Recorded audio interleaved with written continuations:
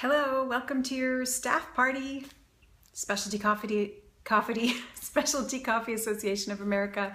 I am going to run you through, I promised Peter that I would send some tasting notes, and I thought the best way to do it would be to do it live, just give you a little description of the bars that you're going to be tasting today. So that's what I'm going to do and try to keep it under 10 minutes so I can post this on YouTube for you guys.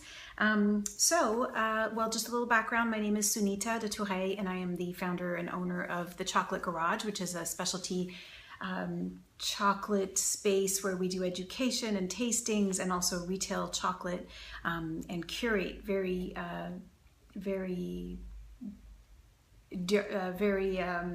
thoroughly. We're quite thorough about what we will and won't carry at the Chocolate Garage, and are very focused on quality and price being connected and seeing a clean and beautiful supply chain behind the chocolate that comes to the customer's hands. So the Chocolate Garage is down in Palo Alto. If ever you have a chance, please let me know. Come by. We're open one day a week, but in case you come by during the week, please let us know. We have a lot to learn from coffee. And I think that I often say that craft chocolate, this specialty chocolate, is good 10-15 years behind you. So we look to you in many ways to understand where things are going. So let's jump into the chocolates that we sent you. So first, I guess it's in no particular order, although I would start in this order. I would probably taste in this order. So we have a bar here that you'll see, Soma, St. Thomas Parish. So Soma is a maker out of Toronto. It's been making chocolate for a very long time, more than most of the makers here. So early 2000s. And they're bean to bar. They also go into confections, pastries, gelatos. They're really a full service experience. One of the best places to visit in Toronto, in my opinion, of all places, museums, otherwise.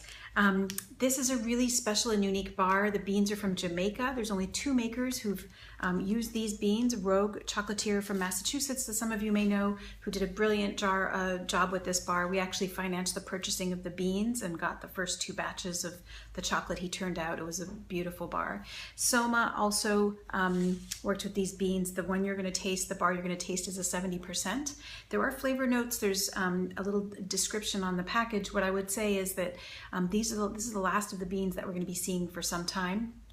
Valrhona came in and bought the next 5 years supply, which is probably good for the farmer. Probably the farmer got a good price for that, and it's nice to have stability, but we won't be seeing any more craft makers working with this bean. So these are the final bars. So really appreciate this bar. It is really delicious, and it's the last we'll be seeing for some time. Soma employs a slightly different style than what a lot of the craft chocolate makers in the United States are tending towards. Most chocolate makers in the United States are tending towards just cocoa beans and sugar, so 2 ingredient bars. We do see some makers who are adding cocoa butter, and Soma is one of them. Soma does a really beautiful fusion between what I would call a classic European style and an American style. So a little cocoa butter in there. The mouthfeel is gorgeous. If you have a chance and you open the package, you can look at the mold. They have a map of Toronto on there. They really bring in, the aesthetic experience, but also the quality, and are one of the ones that do this the best in the industry, bringing all of that together with information so that people get a new understanding and can value chocolate in a new way. So the Soma bar, I think you'll really, really love.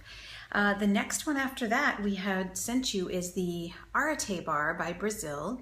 Sorry, the Arete bar with Brazilian cacao. This is a 70%. Arete is in Milpitas, just south of here, south of Palo Alto. David and Leslie are the ones making chocolate, interestingly enough. They're a couple as well. I didn't mention that the Canadian makers from Toronto, Soma, are a couple, David and Cynthia. 2 Davids, huh? Anyway, David and Leslie of Arete have been making chocolate for about 4 or 5 years, mostly practicing and bringing us batch after batch after batch, and really waiting to get it right before releasing it. They released their products commercially in the past year. We were the first store to carry their Brazil 70%, which you'll be tasting, and their 75. Those were the first 2 bars to release.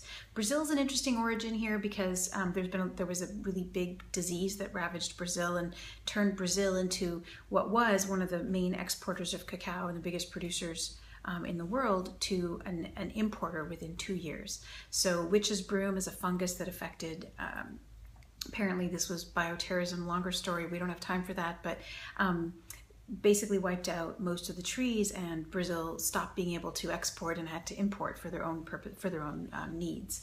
So it's really exciting to see this new origin coming up, new old origin, and seeing farms starting to grow cacao again, and starting to see single origins that are of Brazilian origin. This is a classic 2-ingredient bar, like I mentioned. American maker who's just sourcing the best cacao, adding a bit of sugar, and that's it. What's interesting is that sometimes 2-ingredient bars can be very texturally challenged. Adding cocoa butter can just take the edge off and like get you a really nice mouthfeel. It is possible to make a 2-ingredient bar that is gorgeous, and I think Arte does a really nice job with that, and is able to get the particle size down and really make it a beautiful creamy experience without any added cocoa butter. When we do blind tastings, we often have people confuse this bar with a more cocoa buttery, really rich, melty chocolate bar, because the texture is so beautiful on this one. The flavor notes on this one, this one has some really nice deep chocolatey notes, and then also has some fruit, some brightness, just a little, so it's quite a well-rounded bar. Not necessarily tremendously complex, but a really lovely bar. From there, I think I had planned the guassari. Sorry for it's hard to get this to reflect right, but this is an Italian maker called DeMorir. They've been around for a very long time. I should have those numbers right at the top of my head, but I don't. An unusual European maker in that they also do 2 ingredients. Most of the European makers you're going to see, you know, from the Linz and the Côte d'Or to the Bonnat and Pralu that are a little bit higher end and like proper high quality chocolate, tend towards adding good 5 to 10% added cocoa butter. So cocoa bean is about 50% fat, very different from a coffee bean, much more fat in a cocoa bean, and that's part of the magic of chocolate. And you can make chocolate just with cocoa beans and sugar, but you can also add cocoa butter to make it a little less viscous, make it easier to mold. There's a lot of reasons for adding cocoa butter. We love fat. We're human. We're programmed as humans to really love fat and the feel in our mouth. So adding extra cocoa butter is a more enjoyable experience oftentimes, or can be an enjoyable experience. DeMorir is unusual in that they are a European maker. They've been making chocolate for a long time, bean to bar, but they have always done just beans and sugar. So this is sort of an outlier in terms of the European chocolates. What's interesting is that they really focus on getting a very, very small particle size. They say that all their cacao or their chocolate, once they've ground it up, is, you know, below 16 microns in size. It's always a bell curve, but that they're really bringing it to that end of the spectrum where it's really, really very small particle size. As it melts, and I recommend that all of these bars you taste this way. You let them, you smell them, you notice their aromas, admire the mold, how shiny and without bubbles they are, and then notice the nice snap. And then when you put it in your mouth, let it melt and notice how it melts in your mouth. This DeMorir is going to be strikingly different from the previous two. Some people really like that and think that the texture is really lovely. Others find it a little too slippery, a little too, you see what you think. We also have the Boss by Patrick Chocolate. So this is a bar that is one of the most popular bars that we have and we've had for some time. It is commissioned by the Chocolate Garage. We commissioned Patrick Chocolate to make this bar especially for us. It is a nice little dessert. It's a salty milk with nibs on the back. Nibs are little bits of cocoa beans. So you've got this wonderful, you don't want to let this one melt, wonderful crunch and salty milk that's kind of comforting. And I think it's kind of my bar that transports me back to like Toblerone days. I grew up, my father's Swiss, and I grew up eating Toblerone. We all have those kind of objectively junky chocolates. We know they're not high quality, but they make us happy.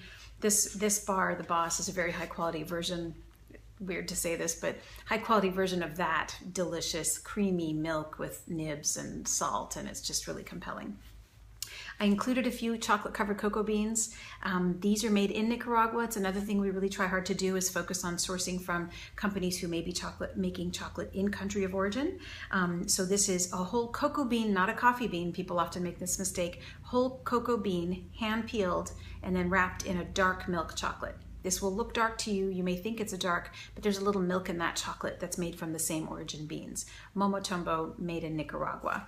I have only 30 seconds less before 10 minutes. This is our flavor wheel, and I really hope we remember to put one in your box. If not, I'm going to take a picture of this and send it to you so that you can look at it. It seems like it's quite similar to, in many ways, to the coffee wheel. I actually have the Nez du Café that I use for chocolate. Okay, before we run out of time, I want to say enjoy. I hope you really enjoy the chocolates. Love to hear from you.